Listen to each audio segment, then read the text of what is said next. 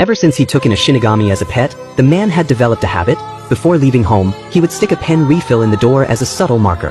But one day, when he returned, he noticed the refill had been snapped in half. Instantly, he realized someone had broken into his home. Not wanting to raise suspicion, he said nothing. He simply sat down at the table and acted like everything was normal.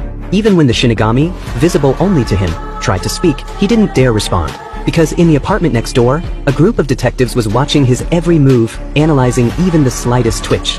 If they caught him talking to someone invisible, he'd immediately become the prime suspect in a string of serial murders. As it turns out, he owned a notebook, one that could instantly kill anyone whose name was written in it. But under the detectives' around-the-clock surveillance that had lasted for weeks, he hadn't shown any suspicious behavior. No one had mysteriously died during that time either. Just as the police were preparing to call off the operation, the lead investigator insisted the man had to be the killer. His reasoning?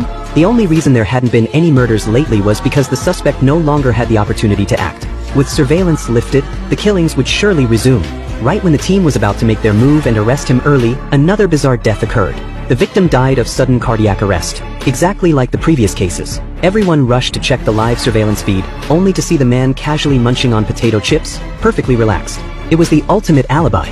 The investigators began doubting themselves. Maybe they had the wrong guy. But what they didn't know was that hidden inside the potato chip bag was a tiny media player and a piece of the death note. Small slips of paper torn from the original